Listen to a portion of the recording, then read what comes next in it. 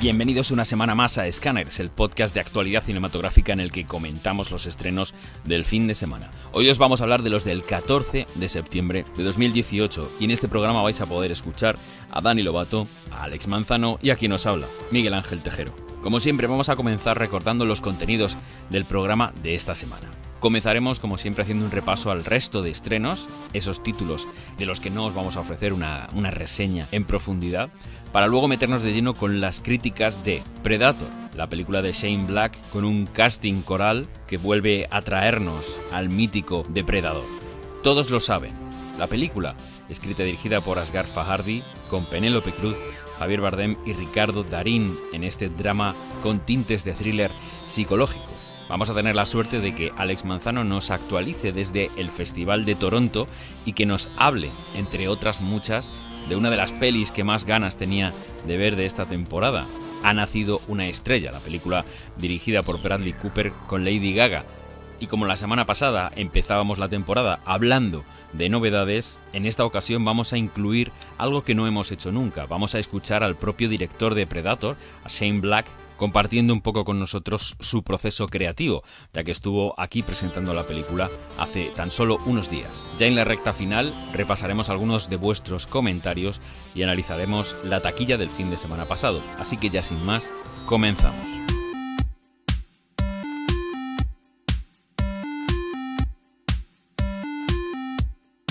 El repaso al resto de estrenos comienza con una película china de animación dirigida por Christopher Jenkins. Se trata de Al aire, patos. Un ganso soltero tiene que ayudar a dos patitos perdidos mientras viajan hacia el sur. Max, un joven ganso que forma parte de una numerosa bandada de gansos que se dispone a emigrar a tierras más cálidas antes del invierno, prefiere ser independiente y salirse del grupo, huyendo de la responsabilidad que conlleva ser parte de esta gran familia, pero en pleno vuelo sufre un accidente que le impide volar y se topa con los hermanitos Chi, una avispada patito adolescente de 16 días, y Chao, un pequeñín casi recién salido del cascarón. Los dos patitos se habían quedado separados del grupo y se empeñan en que Max se ocupe de ellos. Los amores cobardes, la película escrita y dirigida por Carmen Blanco, con Blanca Parés, Ignacio Montes o Anna Cole Miller. Se trata de un drama romántico que nos presenta a Eva, una joven fuerte e independiente que regresa a su ciudad natal para pasar las vacaciones de verano. Allí la esperan su madre y Gemma, su única e incondicional amiga. Lo que Eva no esperaba es encontrarse con Rubén, quien solía ser su mejor amigo, hasta que un día el chico decidió cortar el contacto inesperadamente, sin explicaciones, sin despedidas. Desde Estados Unidos nos llega Book Club, la película escrita y dirigida por Bill Holderman. Hablamos de una comedia que se centra en la amistad y en la literatura y cuenta en su reparto con actrices de la talla de Diane Keaton, Jane Fonda, Candice Bergen, Mary Steenburgen, pero el casting no se detiene ahí. Encontramos a Andy García, a Craig T. Nelson, a Alicia Silverstone, a Don Johnson, a Richard Dreyfuss y un buen montón de nombres conocidos. La sinopsis es muy sucinta. 4 grandes amigas han cambiado sus vidas para siempre después de leer 50 sombras de Grey en su club de lectura mensual. Y no os podemos decir nada concreto sobre la peli porque no la hemos podido ver, pero las críticas que encontramos en la red son bastante negativas. Una casa, la familia y un milagro, la comedia italiana dirigida por Augusto Fornari, que nos habla de Alex, Orestes, Jacinto y Fanny, 4 hermanos bien distintos que crecen en una preciosa villa familiar en el campo. Cuando aparentemente su padre se encuentra en un coma irreversible, todos acuerdan vender la casa familiar y lo que está dentro de ella para ayudar a Alex con sus problemas financieros. Una vez han vendido la casa y los muebles, el padre se despierta por sorpresa. Los médicos son muy claros. Para una buena recuperación debe volver a su hogar y recuperar su vida anterior rodeado de sus hijos. Los 4 tendrán que apañárselas para hacer ver que no ha pasado nada. Desde Dinamarca nos llega la comedia familiar Iqbal y el Superchip. Se trata de la secuela de Iqbal y la fórmula secreta. En este caso, los 2 jóvenes protagonistas, que además de amigos son vecinos, deberán luchar por seguir siéndolo, ya que los 2 villanos de la cinta pretenden robar todo el petróleo de la zona en la que viven estos jóvenes. Para continuar siendo vecinos y conservar sus hogares, estos chicos utilizarán un chip mágico que complicará los planes de los malvados. Una cinta española de Antonio Morales, Marisa en los bosques. Se trata de una comedia dramática con un tono fantástico y un pie en el terreno del mumblecore. La película está protagonizada por Patricia Jordá y nos cuenta cómo esta dramaturga de 35 años, de nombre Marisa, tiene la sensación de que se ha convertido en la actriz secundaria de su propia vida. Sin proyectos, trabajo ni futuro, ha acabado por olvidarse de sí misma para centrarse en el gran drama de Mina, su mejor amiga, que se ahoga en la desesperación que provoca su ruptura con Salvador. Y terminamos con la cinta argentina Testigo de otro mundo, una película documental de Alan Silverman que nos lleva al interesante mundo de los extraterrestres. Juan vive recluido en la soledad del campo desde que fue testigo de un suceso ovni. El director de este documental, con ayuda del famoso astrofísico Jacques Vallée, comienzan un épico viaje para ayudar a Juan a que entienda el profundo significado de su encuentro cercano. Bueno, vamos a meternos ahora ya con las críticas de esta semana y a hablar de otros contactos con extraterrestres mucho más cercanos. ¿Podemos hablar? A que lo adivino. Ha cometido alguna locura. Si vuelves a empujarme, te parto el cuello. Bienvenido al autobús de los zumbados. McKenna. Nebraska Williams. Ese es Coyle. Ese es Lynch. Somos mercenarios. ¿Por qué estás aquí? Creo que no me creeríais. Oh, vamos, tío. Tuve un altercado con un extraterrestre. ¡Abre fuego! ¡No jodas! ¡Este cabrón está más loco que nosotros! Predator. Yo con esto siempre he tenido un problema, porque evidentemente en inglés no se dice Predator. El título original es de Predator. En su momento, la peli del 87, nos tradujeron el título de Predador y funcionaba perfectamente. Pero a partir de ahí ya la cosa ha ido desvariando. Así que como tampoco lo tengo muy claro, yo lo voy a decir tal cual suena, Predator. Esta peli está escrita por Shane Black y Fred Dekker. Y por supuesto está dirigida por el mismísimo Shane Black. La banda sonora está compuesta por Henry Jackman, pero que hace una fotocopia realmente cercana al trabajo de Alan Silvestri de la peli original. Y podríamos decir que la peli está protagonizada por Boyd Holbrook, pero yo casi, tal y como se nos presenta el producto final, veo más un reparto coral. Encontramos a presencias relevantes como la de Keegan-Michael Key, Olivia Munn, Thomas Jane y luego por supuesto Jacob Tremblay, el chaval que habéis visto todos en el tráiler seguramente y que yo creo que es el que mejor trabajo hace de todo el casting. Vamos a ver lo que nos dice la sinopsis oficial. Desde los confines del espacio hasta las... Estoy leyendo la sinopsis y no la voy a leer. Sé que los que hayáis visto los trailers tendréis ya más información de lo que aquí se cuenta, pero para no contar nada desvela cosas. Así que lo vamos a dejar en que la película comienza con una operación militar que se ve malograda por un encuentro con el Predator y a partir de ahí las cosas se empiezan a complicar. Y se involucran al chaval, interpretado por Jacob Tremblay, a un grupo de militares todos bastante lunáticos, que de hecho se hacen llamar a sí mismos los Loonies, y al prota, ¿no? Este Boyd Holbrook, que tiene menos carisma que un zapato, amigos. Por dejar las cosas claras, la peli es divertida, es entretenida, es 1:40, y los que vayáis sin ninguna pretensión al cine a disfrutar de las barrabasadas del depredador y de los chistes de esta gente, lo vais a pasar muy bien. La ambientación es magnífica, como digo, la banda sonora a cargo de Henry Jackman es una continuación directa de lo que hizo Silvestri. La manera en la que se intenta expandir el universo de esta serie de películas es muy, muy interesante, porque no solo tira por el más grande y mejor, pero también incluye, pues ideas que nos hacen pensar en esta civilización, ¿no? Esta raza de cazadores extraterrestres, pues intentar ver cómo se organizan y qué podría estar pasando, ¿no? en su lugar de origen, ¿no? ¿Qué movimientos podrían estar teniendo lugar? Así que, como digo, una peli de acción, divertida, muy cafre, tiene mucha sangre la peli. Y bueno, muchos chistes de estos rápidos, ¿no? Líneas de diálogo de estas del propio Shane Black. De hecho, no hay que olvidar que la película está escrita a pachas con su gran amigo Fred Dekker, un malogrado director de la época de los 80, un señor que nos dio clásicos como Una pandilla alucinante, El terror llama a su puerta y la olvidable Robocop 3. Juntos escriben y reconstruyen este universo para proporcionarle a Shane Black la guía, ¿no? O la hoja de ruta para llevar a buen puerto esta especie de continuación y a la vez reboot de la serie de películas de Depredador. Yo personalmente le encontré bastantes problemas a la peli. Problemas de estos que a lo mejor a muchos os van a hacer pensar que no tengo otra cosa que hacer que buscar problemas.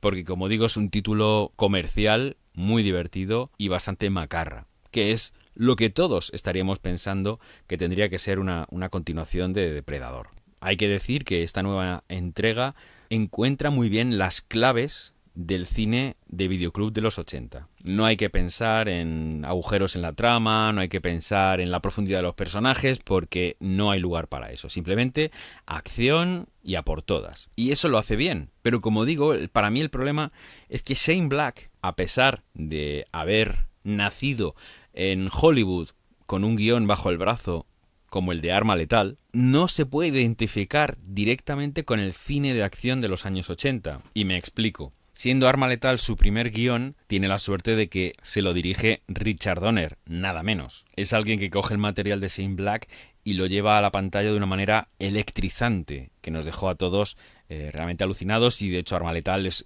uno de los títulos que sienta las bases del género de una manera apabullante, ¿no? Y es una piedra angular de nuestra cultura cinematográfica, sin lugar a dudas. Y a partir de ahí, Shane Black continúa repitiendo la fórmula y lo hace de una manera genial, lo hace de la mejor manera posible. Dos de los guiones que se llevaron a la gran pantalla después son dos de mis pelis de acción favoritas de todos los tiempos. Estoy hablando del Último Boy Scout y de Memoria Letal. Y por supuesto, cuando se pasa a la dirección con Kiss Kiss Bang Bang, sigue repitiendo esta fórmula de una manera genial, y ya en la versión con mucho dinero, con grandes actores de Hollywood y con todo el apoyo de la industria, con dos buenos tipos, nos da lo que sería la versión de ese prototipo de película de Shane Black inmejorable, ¿no? La mejor versión que nos puede dar de su película típica, ¿no? Por supuesto, no hay que olvidar Iron Man 3, que es una película que, aunque le incluye en el guión, parte de ideas que no son propiamente suyas, ¿no? Es un encargo que le llega de manos de su amigo Robert Downey Jr. Se devuelve en el favor, de alguna manera, y de repente Iron Man 3 se convierte en una de las pelis más taquilleras de 2013, lo que confirma a Shane Black como director de películas de acción. Con dos buenos tipos da un paso atrás y vuelve a su fórmula de los dos personajes relativamente antagonistas que se tienen que unir para un fin común, la fórmula que lleva repitiendo toda la vida. Y sin embargo, cuando llega a Predator se encuentra con algo totalmente fuera de la fórmula, pero lo intenta llevar a su terreno. Y esto es algo que queda claro, como los personajes se relacionan entre sí, el hecho de que uno de los personajes pivote más importantes de la película sea un niño. En este caso ya la acción no tiene lugar en Navidad, pero tiene lugar en Halloween. Y como el centro de la trama encontramos una familia disfuncional. Por lo tanto, Shane Black vuelve a utilizar las bases de lo que es su narrativa, y sobre todo rodeando a la figura central del depredador con personajes muy losers, personajes que están en momentos muy bajos, ¿no? de su vida, que esto también es algo que se suele repetir, ¿no? en los personajes de Shane Black. Lamentablemente esta película dura 100 minutos y es más que evidente desde el principio que está muy recortada, que para que vaya rápido, que para que la acción transcurra lo antes posible, todo ese tiempo que le hacen falta a los personajes en pantalla para definirse ante el espectador y para ganarse al espectador, no está. Tiene que ir transcurriendo todo a toda velocidad. A mí la película me dio la sensación de ser una cinta de 2 horas y 20 que ha sido recortada a 1 hora 40. Y esto creo que se nota. Hay un problema de tono relativamente importante aquí. En este título no creo que sea un gran problema, pero sí que es verdad que es una peli muy gore, ya que en algunos momentos se recrean en la sangre y en los desmembramientos y todo esto. Esto no es un problema, esto puede llegar a ser muy divertido. Ya lo sabéis, los que me escucháis desde hace tiempo, me gusta el cine de terror, he ido muchas veces a festivales de cine fantástico y es lo que me pide el cuerpo cuando veo una peli de género, así que puede utilizar este recurso. Pero creo que aquí está un poco de más. Y es un matiz este que estoy mencionando, esto es simplemente un pequeño matiz. La primera película tenía su cuota de sangre, pero muy medida, y supongo que porque en la época, para pasar a una calificación un poquito más amplia, bueno, pues no se recrearon demasiado en estos temas. Y aquí, en 2018, en una época post-Deadpool y post-Logan, evidentemente, al creador le han dado carta blanca para hacer lo que le dé la gana. Y creo que esto es un error, porque en muchos casos, y ya me diréis cuando veáis la película, los momentos sangrientos no aportan casi nada, salvo un momento en el principio de la cinta que más allá de ser un plot point es simplemente una ayuda visual para demostrar algo que en principio es más que evidente. El resto de momentos gore son simplemente, bueno, son gratuitos y son por hacer la gracia, pero creo que no aportan mucho y que no son especialmente brillantes. Lo que me lleva a que los efectos especiales, los que son físicos, el señor disfrazado de depredador, está bastante bien, funciona relativamente bien. No me parece tan salvaje y tan visceral como cuando lo vi por primera vez en el 87, pero yo supongo que es porque ya nos hemos acostumbrado. De hecho, esta película no puede jugar en la misma liga que la peli original, que se tiraba media película sin presentarnos al monstruo. El monstruo era algo que surgía casi en mitad de la trama. Y aquí desde el principio aparece y está haciendo de las suyas. Desde el principio. Recordad esto que os digo. Al final de la cinta nos explican algo y nos dicen por qué viene este depredador a la Tierra y nos cuentan cuál es su misión. Y no tiene nada que ver con lo que ocurre al principio. Se nos muestra una actitud en este primer ataque que en principio no tiene mucho que ver con lo que teóricamente venía a hacer este señor aquí. Dejando esos temas argumentales aparte, yo estaba hablando de los efectos, creo que el bicho está bien, pero los efectos digitales, de los que lamentablemente hay muchos en la cinta, son bastante cantosillos. Hay algún momento así un poquito que se lo podían haber ahorrado y además teniendo en cuenta que está casi toda rodada de noche, con lo que este tipo de cosas deberían ser mucho más fáciles de hacer. Del reparto de personajes adultos me quedo con Olivia Munn, que es un personaje fuerte por sí mismo, que en principio improvisa sobre la marcha y que aunque entiende que necesita la ayuda de este equipo de soldados medio perturbados, desde el primer momento está peleando por su vida. Vamos a escuchar un momento de la entrevista que le ha hecho Dani Lovato a Shane Black para que el propio director nos explique cuál era su intención con este personaje. With the character of Casey, played by Olivia Munn, con este personaje de Casey era importante que fuera una persona con una voluntad férrea, que, bueno, casualmente es mujer, coge una pistola, sabe cómo utilizarla, no le da miedo utilizarla, sin explicaciones. Bueno, ¿y por qué sabe manejar un rifle o una pistola? Si fuera un hombre no te plantearías esa pregunta. Así es como quisimos hacerlo. Y lo que es interesante de este personaje es que tiene una curiosidad férrea. Es su fortaleza, pero al mismo tiempo es su maldición. Si esto algo le interesa, todo lo demás desaparece. Mientras los demás están tratando de matar al depredador para salvar sus vidas, hay una parte de ella que es la curiosidad. Y esta curiosidad la arrastra. Y era importante que no hubiera ningún interés romántico de por medio. Ella no tiene que tener nada tradicionalmente romántico como personaje para ser valiosa. Siguiendo con las claves de los personajes de Shane Black, la fórmula que lleva repitiendo desde hace mucho tiempo, el resto de personajes, todos estos soldados que se encuentra el protagonista en un autobús hacia una institución psiquiátrica, o no nos dicen exactamente hacia dónde van. Otro de los momentos que yo eché en falta algo de información, porque la peli, como digo, va muy rápido. Bueno, pues queda patente el gusto de Shane Black por todos estos personajes tirados en momentos de su vida tan bajos, pero que son muy buenos haciendo una sola cosa, ¿no? Para mí el prototipo de personaje con estas características es el que interpretaba Bruce Willis en El último Boy Scout. Era un tío que nos le presentan durmiendo dentro del coche, alcoholizado, perdido, y que es el único capaz de desentrañar el misterio y de encontrar una solución al caso que se le presenta, ¿no? Pues esto es igual, es un grupo de personajes que tiene muchas similitudes con aquel. Vamos a escuchar a Shane Black contándonos su querencia por este tipo de personajes. I think there's always a lot of fun. Creo que es muy divertido ver a las personas que son los mejores en el mundo, y a lo mejor en la primera película de Depredador tenemos un buen ejemplo, este grupo de soldados perfectos, musculosos, pero me interesa más la gente que es buena en lo que hace. A lo mejor son buenos en una cosa, mejor que cualquier otra persona en el mundo, pero el resto de sus vidas a lo mejor no es tan maravillosa. Personajes que a lo mejor sientes que se han cerrado o han perdido esperanza, pero siguen teniendo algo que se les da bien. Y cuando se centran en eso son mucho mejores, porque para mí mismo yo soy muy bueno en algunas cosas, pero también tengo muchas neurosis y miedos. Pero de vez en cuando los miedos desaparecen cuando yo me centro en lo que sé hacer.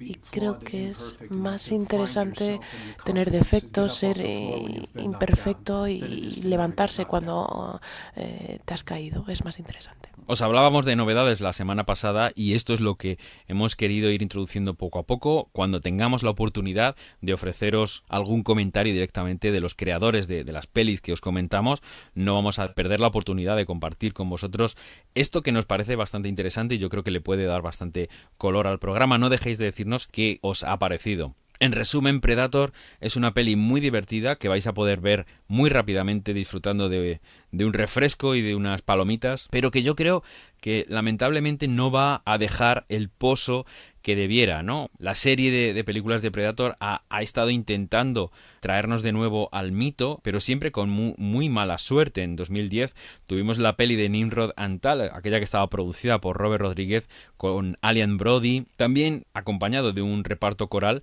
que no funcionaba de ninguna de las maneras, ¿no? Y lamentablemente estoy viendo así las críticas muy por encima de esta nueva Predator y veo que no terminan de ponerse de acuerdo y que en muchos casos se hace mención a la falta de fuerza del producto final. Es una especie de remezcla y recorte de algo que era mucho más grande. Por ejemplo, veo que en el reparto estaba Edward James Olmos, a quien yo no vi en ningún momento en la película, así que supongo que se habrá quedado en el suelo de la sala de montaje, y es una auténtica lástima no poder hacer una película con depredadores que funcione a día de hoy, que sea un producto redondo. Y es que yo creo que la fórmula es irrepetible. Aquella película de Arnold Schwarzenegger con todo ese grupo de soldados que se encontraban en medio de la selva con esta bestia parda, es algo que no vamos a poder volver a repetir, por mucho que nos empeñemos. Tendría que ser un guión muy original y con tantos giros y tantas sorpresas que sería algo totalmente difícil. Y cuando se intenta replicar un poquito la estructura, como ha ocurrido aquí, por muchas novedades que se hayan introducido, al final la película no deja de ser eso, un grupo de soldados que más o menos van cayendo hasta que hay un enfrentamiento final. Hay muchas otras ideas, hay muchas subtramas, está el gobierno de por medio, etcétera, pero todo eso, como se le ha quitado peso, al final se queda en nada, se queda en una estructura muy ligera que hace que la peli no deje de ser un divertimento tontorrón con mucha sangre y que nos va a dar muchísimas ganas de coger de la estantería la peli de John McTiernan del 87. Paco, ven. Haced algo, por favor. ¿Qué pasa? Le ha pasado algo anoche. ¿Tú no viste a nadie sospechoso? Debían de tener a alguien entre los invitados. Llama a Alejandro y que venga lo antes posible. ¡Mi hija! Déjenme decidir qué hay que hacer. Antonio, vale, ya está. ¡Déjame en paz! No es obra de desconocidos. Tenéis que estar atentos a vuestro entorno. Todos lo saben. La película escrita y dirigida por Asghar Farhadi, con Penélope Cruz, Javier Bardem, Ricardo Darín, Eduard Fernández, Inma Cuesta, Bárbara Leni, Elvira Mínguez, Ramón Barea o Sara Salamo, entre otros muchos. Parece que nadie se ha querido perder la oportunidad de trabajar con Farhadi en este drama con tintes de thriller psicológico que se pudo ver en la sección oficial de largometrajes a concurso en el pasado Festival de Cannes. La película la ha disfrutado Dani Lobato, así que vamos a escucharle. Esta semana llega a nuestras carteleras la que se presupone una de las películas de la temporada, uno de los títulos de los que seguramente estemos hablando cuando empiece la temporada de premios aquí en cuanto al cine español se refiere. Hablamos de Todos lo saben, la nueva película de Asghar Farhadi, director que ha ganado ya 2 veces el Oscar a Mejor Película de Habla No Inglesa con El Viajante y con Naden y Simin, Historia de una separación, películas además con la que estuvo nominado al Oscar al Mejor Guión. Hablamos pues de palabras mayores, estamos hablando de un director muy reputado a nivel internacional, es un tipo que gusta mucho en festivales y los premios más mediáticos de la industria del cine también le han apoyado, así que ya solo con el nombre de Farhadi detrás de las cámaras y firmando el guión, pues estamos ante una película que ya llama mucho la atención. A lo que también hay que sumar un repartazo en el que está prácticamente lo mejor de cada casa. Tenemos por un lado a Penélope Cruz y a Javier Bardem, pero también se le suman Ricardo Darín, gente como Eduard Fernández, como Inma Cuesta, Bárbara Leni, Elvira Mínguez. Es decir, que aquí se han unido todos los astros para conformar un equipo de altura. En la música, por ejemplo, tendremos a Alberto Iglesias. Lo que digo, pocos proyectos vamos a ver con tanto nombre propio luchando por sacar esto adelante. Y bueno, centrándonos, ¿qué es lo que nos vamos a encontrar aquí en Todos lo saben? Pues conocemos a Laura, el personaje de Penélope Cruz, que decide viajar de Buenos Aires a España, a su pueblo natal, porque se va a celebrar la boda de su hermana. En medio de esta celebración, esta vuelta al pueblo, este reencontrarse con familia, amigos a los que hacía mucho tiempo que no veía, sucede algo en medio de esa boda que hace que se trastoquen los planes de todo el mundo y lo que empezó siendo una celebración acaba casi en tragedia. Este episodio que cambia completamente esa energía de los personajes hace también que empiecen a aflorar antiguos recelos y un montón de temas y traumas que parecía que habían quedado aparcados y de los que los personajes, más mal que bien, habían conseguido salir adelante y pasar página.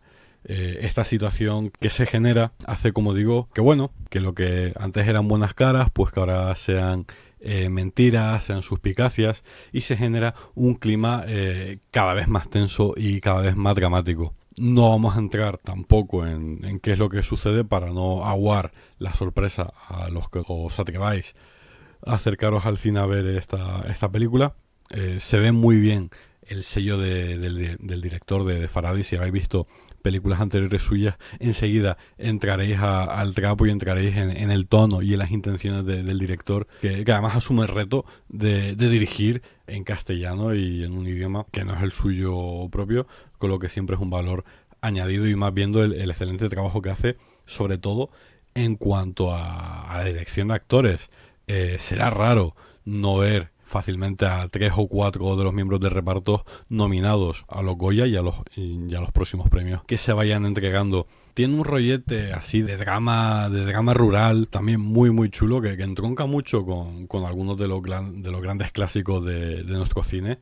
Lo que sorprende también, teniendo en cuenta eso, la distancia del director con respecto a nuestra cultura y a la forma de ser y de vivir en España, con lo que ha sabido mimetizarse muy bien con respecto a lo que es España y Argentina por la parte que toca a algunos de los personajes como Ricardo Darín, y se agradece mucho. Ahora bien, la película tiene quizá un pequeño problema, es decir, seguramente habréis leído comentarios, críticas y vibraciones muy muy positivas acerca de la peli.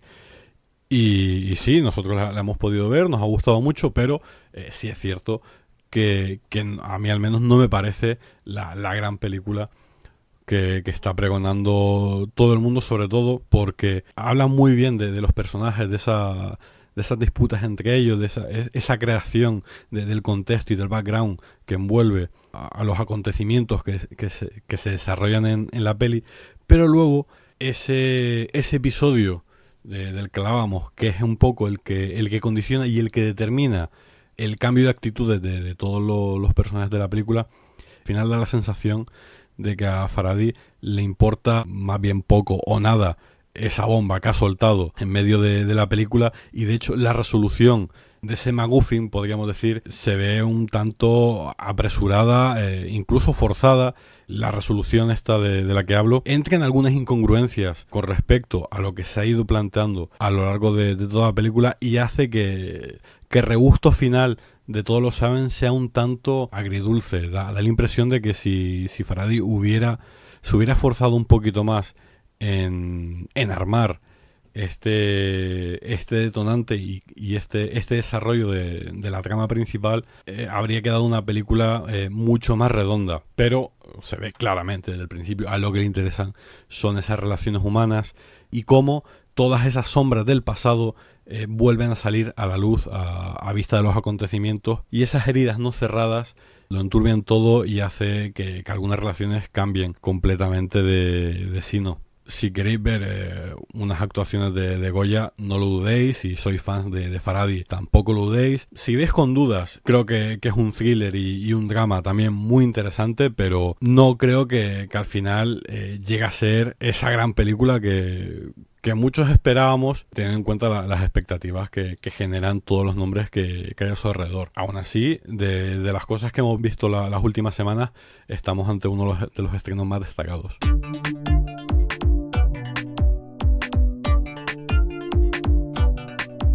En estos momentos en los que grabamos el programa, el Festival Internacional de Cine de Toronto, en su 43 edición, está actualmente teniendo lugar. Y de hecho todavía le quedan como 3 días para llegar a su conclusión. Y son un buen montón de películas muy interesantes, la mayoría de ellas las que se están presentando allí. Encontramos grandísimos directores como Zhang Yimou, Damien Chazelle, el mencionado Asghar Farhadi, Steve McQueen, Paul Greengrass y por supuesto Bradley Cooper, que debuta en la dirección con Ha nacido una estrella, una de las cintas que más ganas tenía de ver Alex Manzano. Bueno, pues no solo ha podido ver la cinta de Lady Gaga, sino que ha visto un buen número de pelis.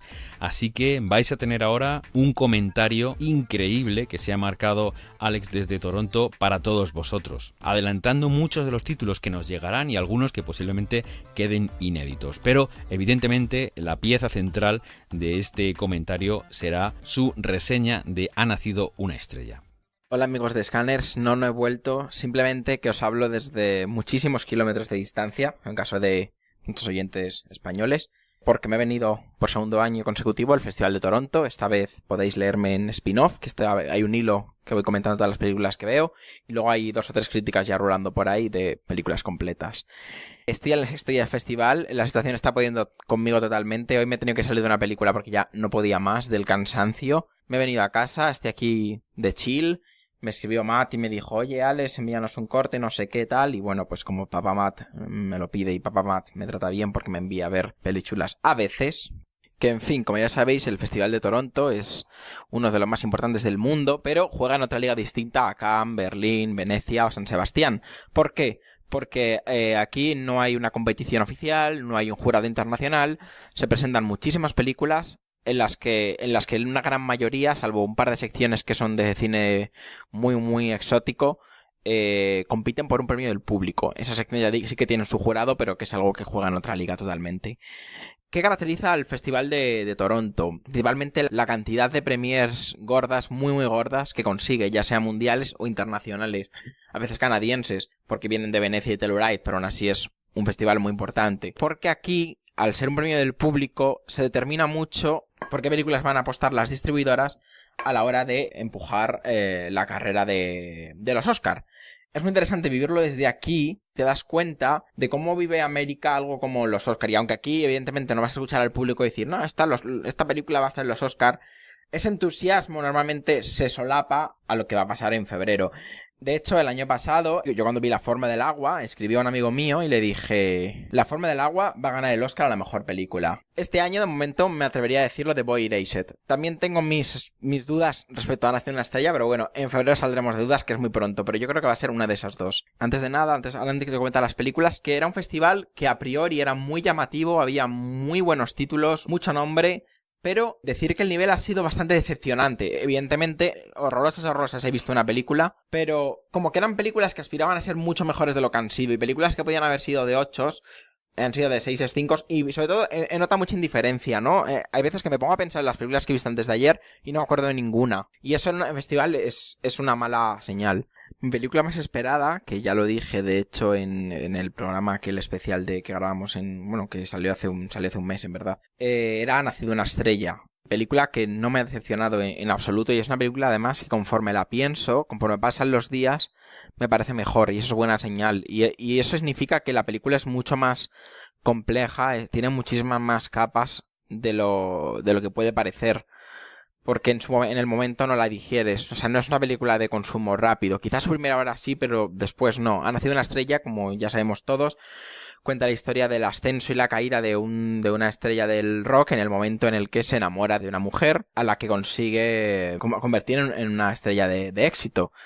Y eso coincide justo pues con su descenso a los infiernos, con su caída en las drogas, en el alcohol, etc.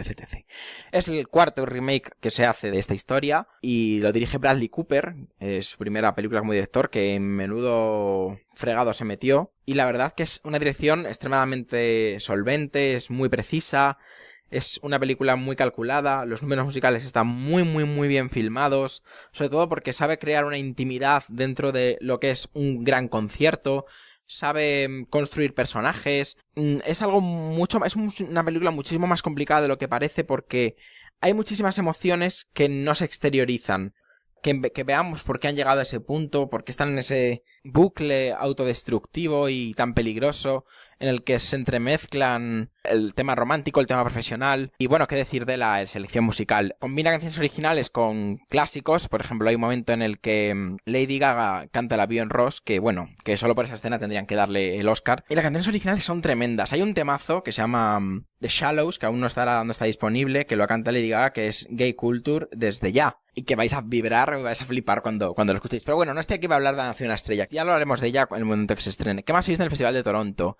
Me he decepcionado muchísimo con Steve McQueen, que era el director de 12 años de esclavitud, el director de The Shape, el director de esas dos películas, que eran dos trabajos muy personales, dos trabajos muy densos, donde había muchísimo cine. Ahora ha cogido un telefilme, no un telefilme, sino una miniserie de los 80 británica que se llama Viudas, la ha adaptado y ha hecho una cosa rarísima, que es un thriller, que es lo que decían aquí en Toronto. He escuchado una frase muy interesante que es lo que debería ser Ocean's 8, ¿no? Porque es lo que hacen un grupo de mujeres que tras quedarse viudas, pues tienen una deuda enorme que les ha dejado sus maridos, entonces pues se dedican a hacer burradas. Es que no le vi la gracia a la película, no le vi el sentido, es larguísima, sale Michelle Rodríguez, entonces ya aquello pues no puede salir bien, y es como que parece que no quiere profundizar nada, como que le da igual todo. Es que me dio mucha rabia porque era como una sucesión de escenas de acción y Viola Davis haciendo el bobo, pero es como, a ver, es que en Steve McQueen hay mucho talento, que si esto me lo hace Soderbergh, pues digo, bueno, pues hasta me lo paso bien, pero es que no puedo consentir que alguien como McQueen, que tiene unas ideas visuales loquísimas siempre, se quede ahora con esto y como si nada, ¿sabes? Que se ha vendido totalmente un estudio. Ha sido una de las grandes decepciones de este festival. Barry Jenkins ha estrenado aquí su nueva película, después de Moonlight, que al igual que Moonlight, dará muchísimo que hablar. Es una película muy buena, es una película muy triste, es una película que vuelve a hablarnos de la comunidad negra, pero desde otro punto de vista. Ya no es una película que habla más sobre el problema de ser negro en una comunidad negra y los problemas raciales que hay dentro de la propia comunidad, pero por encima de todo es una historia de amor maravillosa. He podido ver también 22 de julio, la nueva versión, que, bueno, es que digo nueva versión porque ahora se estrena en España una versión noruega que yo vi en Berlín, de la que creo que os hablé, que estaba rodada toda en plano secuencia. Y esta es una película de Greengrass que saldrá directamente en Netflix ahora en octubre. Quizás se le vaya el segundo acto de melodramática, de obvia, de culebronera. Es como todo el rato la película es demasiado autocomplaciente y es como, mira, qué mal, qué mal, qué mal. Es como, ya sé que está mal, que hay una matanza de 80 personas en una isla. No hace falta que venga Greengrass a decirme que muy mal todo. Sales muy agotado de la película, pero muchísimo. También he podido ver Loro, que es la nueva película de Paolo Sorrentino, que es una digo anti porque al principio de la película pone que cualquier parecido a la realidad es pura coincidencia, biopic de Berlusconi, el polémico político italiano, que está contado desde el punto de vista de las mujeres que pasaron por su vida. Véanse pues prostitutas menores de edad, véase amantes, pues todo bastante turbio. Era una idea que, bueno, me atraía. Yo no soy muy pro Sorrentino, pero bueno, La Gran Belleza me gusta mucho. Hay cosas de Young Pope que también, pero es que esto ya es tomar el pelo al personal. Esto me parece estafar a la gente, me parece una cerdada de película porque está denunciando situaciones machistas, ¿no? Y necesitas recrearte en cuerpos femeninos durante minutos y minutos, ver a dos mujeres con un cuerpo perfecto liarse. No, es que es un mensaje que al final acaba difuminado por la tontería que tiene Sorrentino encima, por lo que se quiere y por lo que le gusta decorar todo lo que hace. Son 150 minutos que, por si no lo sabéis, la película original duraba más de 4 horas. La dividieron en 2 partes para estrenar en Italia y fue un bastante fracaso. Y la han remontado para estreno internacional, y que es la que hemos visto aquí. Y es como, a ver, que esto no cuela. O sea, esto no cuela. Pero bueno, también he tenido ya la suerte de ver Halloween, la secuela de la película original, porque recordemos que han eliminado todo el canon que había, todas las 10 o 9 secuelas que había. Para esta, que es la secuela directa, se supone, de la original, vuelve Michael Myers, ya veréis por qué y cómo, de qué forma, y Jamie Lee Curtis, que está loca perdida, tiene que enfrentarse a él una vez más. Es una película de Blumhouse y eso se nota mucho, es una película que tira más hacia la comedia. Lo que hace la película es, cojo todos los clichés del género y los convierto en comedia, pero te hago la comedia desde el personaje de Jamie Lee Curtis, porque entiendo que el personaje de Michael Myers es muy mito y tampoco es cuestión de convertirlo en un bufón. Y creo que es un acierto impresionante. Además, la película le han dado una estructura de McGuffin, con un gran McGuffin al principio, y eso hace que todo te interese más y que cuando llegas al clímax, cuando llegas a lo que es la carnicería, entiendas todo bastante mejor. No sé, me ha gustado mucho. Me lo pasé súper bien. Es una película que evidentemente no va a trascender, pero me parece una secuela muy digna y fue muy divertido verla aquí en el Festival de Toronto, en un pase de medianoche con todos los fans de la saga, con máscaras de Michael Myers, Jamie Lee Curtis ahí en la sala haciendo el bobo. La verdad que me gustó mucho más también lo que fue la experiencia de ver esa película en América, que hay un culto muy diferente al género, al cine de terror, antes que la propia película. Pero bueno, ya digo que es una obra que yo creo que no va a decepcionar a nadie, o no, por lo menos no va a molestar, no, nadie va a decir esto es una mierda, algún polla vieja habrá, pero en general es una película bastante válida. Me ha encantado Boy Erased, ya lo he dicho al principio, que es la nueva película de director de Joel Edgerton, en la que aparece Nicole Kidman, Lucas Hedges y Xavier Dolan. Ha estrenado por fin su The Death and Life of John F. Donovan. Es una película maldita, una película que ha tenido que volver a la mesa de montaje no sé cuantísimas veces porque no había forma de darle forma, valga la redundancia. Ya avisó que había tenido que recortar el personaje de Jessica Chastain, del que aquí no hemos visto ni rastro, o sea, es que ni se menciona. Bajo mi punto de vista, creo que le ha quedado una película bastante solvente. Pero no es una película redonda, ni mucho menos. Es una película que se ve que le ha tenido que costar muchísimo, pero muchísimo sacarla adelante. Es una película en la que se ven muchos remiendos, en las que se ve mucha postproducción, probablemente para disimular fallos que de otra forma no podrían haberse disimulado. A mí me gusta, a la gente en general no le ha gustado, pero voy a contar una cosa que creo que es interesante y que puede ser lo que hace que a mí me guste tanto la película. Cuando una amiga salió de verla, una amiga a la que le horrorizó, me dijo: Alex, esta película te gusta porque el protagonista eres tú. Y sí, tiene razón, la película cuenta la historia de un chaval que desde pequeño le flipa la tele, le flipa el cine y que se cartea con un actor, con su actor favorito. Y ambos se esconden secretos, pero sobre todo son más fuertes los del actor, porque claro, él no deja de ser un niño. Y llega un momento en el que se descubren estas cartas y al actor le acusan de abuso sexual, abusos, cuando no es así, es que simplemente es un carteo de él con un niño en el que se ve identificado y ve que el niño le está entendiendo más que nadie. Es una película en la que Dolan vuelve a sus temas comunes, vuelve a la maternidad, vuelve a hablar de mundo homosexual, traumas infantiles, aceptación, pero lo hace de una forma muy diferente. Está todo contado como si fuese un cuento, valga la redundancia también. Quizás sea una película eso, para un tipo de público que sienta todo muy cercano. Yo no me he carteado con nadie, pero sí que hay cosas que tienen su personaje que yo las he vivido de una forma bastante similar. Me veo yo ahí totalmente y por eso me gusta tanto, pero no es, evidentemente, y estoy consciente de ello, y lo digo sin esconderme, no es la mejor película de Xavier Dolan. Y todo hay que decirlo, y eso para que veáis lo objetivo que soy, que luego me decís cosas. Y no sé, no destacaría nada más. Ya digo que ha sido un festival no decepcionante porque no ha habido películas extremadamente aburridas, la peor para mí ha sido Loro, pero no he salido de ninguna película con la sorpresa de decir, wow, qué gran película he visto. Me ha gustado mucho Clímax, que la de Gaspar Noé, pese a que es una chorrada. Me ha gustado mucho Her Smell, de Alice Perry, que es un cineasta que no soportaba, pero le falta vida al festival.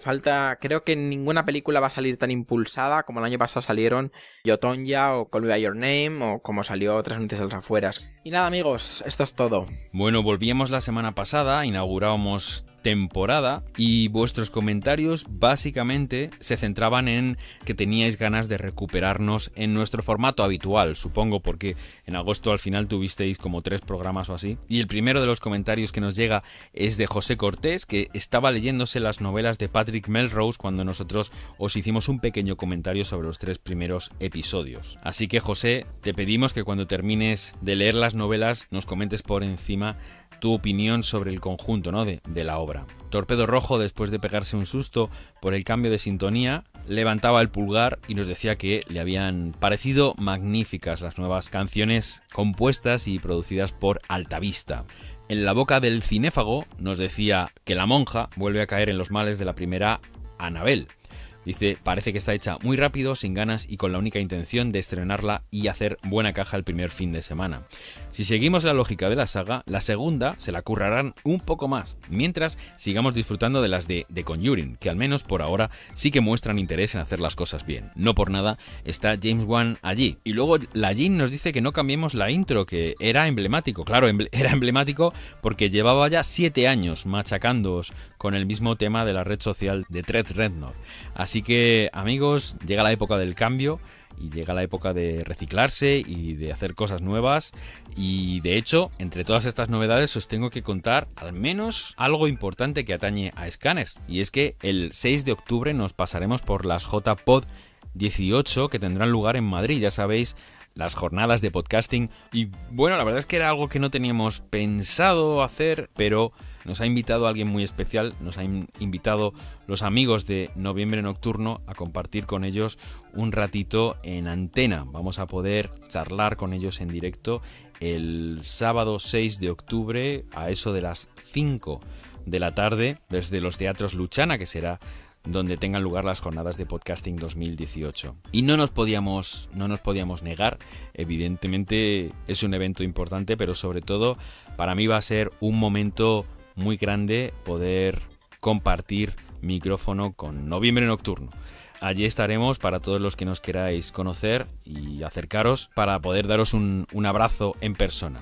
Pero hay otro evento que va a tener lugar también el 6 de octubre, un poquito más retirado, pero también en Madrid.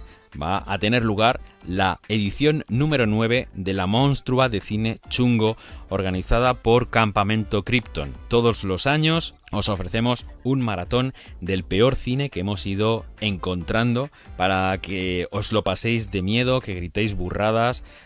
Toda la información la podéis encontrar en la web monstrua.com o si seguís en las redes sociales a Campamento Krypton, que ya sabéis continúa cada 15 días ofreciéndoos lo mejor de la cultura pop en forma de podcast. Vamos a ir recogiendo, no sin antes repasar la taquilla del fin de semana pasado. A pesar de nuestro comentario y a pesar de los comentarios que se han ido pudiendo ver en las redes sociales, El número 1 esta semana es La Monja. Suelo ir al revés, pero en este caso es que la diferencia de dinero recaudado por La Monja es realmente apabullante. Y ahora lo vais a comprobar. En la quinta posición sigue un título de Warner Bros. Que desde este verano está dando guerra. 5 semanas en cartel, 447.000 euros este fin de semana. Megalodon, la película con Jason Statham y un tiburón muy grande.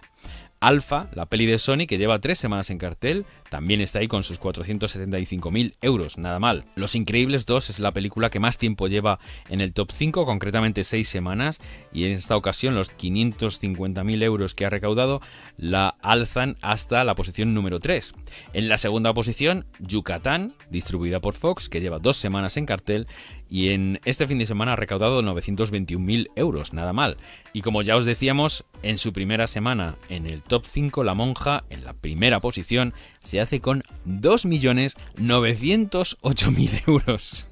Así que no digáis que no os avisamos, ¿eh? Todos los amigos que tenéis que han ido a ver La Monja y que han salido echando pestes, decirle, si Scanners ya os avisaba. Si María de Miguel hacía una crítica muy divertida en la que nos contaba que La Monja tampoco era para tanto. Bueno, pues ya sabéis. La semana que viene es un poco rara porque no hay grandísimos títulos. Vuelve Johnny English con Rowan Atkinson y yo creo que nos vamos a negar a hablaros de esa peli. De hecho fue la que yo elegí como la peli que menos ganas tenía de ver de esta segunda parte del año. Pero llegan títulos interesantes como El escándalo de Ted Kennedy, Matar a Dios o un título con Daniel Auteuil y Gerard Depardieu, Enamorado de mi mujer. Así que puede ser un programa interesante. Recordad que en este programa habéis escuchado a Dani Lovato, al que podéis leer en La Noche Americana, a Alex Manzano, que está publicando en el spin-off sus críticas del TIFF, que a mí me podéis escuchar en Campamento Krypton y en Efecto Doppler, que se emite de lunes a jueves a partir de las 9 de la noche en Radio 3, y que tenéis que compartirnos en Facebook /podcast.scanners, en Twitter @pscanners. Si nos escucháis en iVoox nos podéis dejar un comentario y por supuesto darle al me gusta. Si nos escucháis en iTunes, 5 estrellitas y un comentario para que lo leamos aquí delante de todo el mundo. Recordad que la banda sonora, la música de este programa pertenece al grupo Altavista. Yo soy Miguel Ángel Tejero y como siempre me despido diciendo eso de nos escaneamos la semana que viene. Adiós.